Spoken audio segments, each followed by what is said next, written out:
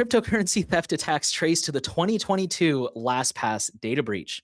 For those of you who don't know, in 2022, the password manager LastPass had a data breach. I cannot emphasize how bad this data breach was, guys, because so on December 23rd, which is a Friday, in the afternoon, LastPass quietly announced this data breach, and they tried to play it down and be like, oh, we had this incident, like maybe you should change your passwords or something. Anyways, long story short, what happened is they were able to steal tons of user vaults. If you haven't heard about this, like go and look up some of the stories because it just gets worse the more you dig. We started immediately seeing a rash of crypto thefts. The only thing they all had in common was they used LastPass and they stored their seeds in LastPass. That's basically the update. Is even now, I think this was it says September 2025.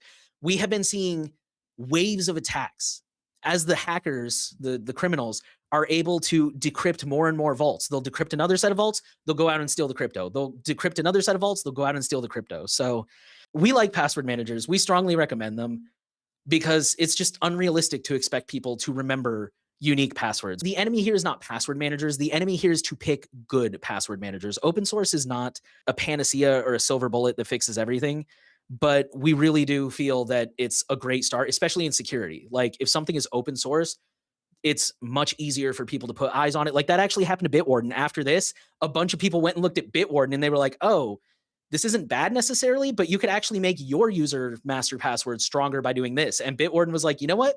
You're right. We're going to do that. And then they did. They were like severely downplaying what happened like during the breach. They're like, okay, listen, the vaults were leaked, but not your passwords. That's a good thing, right? Because your passwords weren't leaked.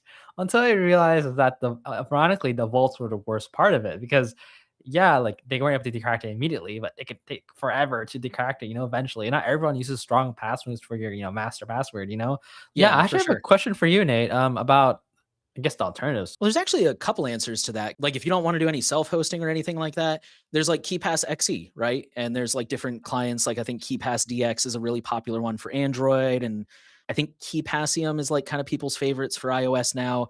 If you want something that is online, but is not on someone else's cloud, Bitwarden does actually offer a self-hosting option. Some people have like a local workaround, like they'll use KeyPass and then they'll use what is it, like Sync Thing or one of those services that will like, if you're on the same LAN, it'll sync. So there's not really like a server per se, but then like every day at the end of the day when you come home, your vault will sync up with all your other devices. So it stays in sync, even though it's never really online per se. Sky's the limit. There's some pretty good options out there for password managers, fortunately. Just make sure that you're finding one that's reputable and trusted, has been vetted, all that kind of fun stuff.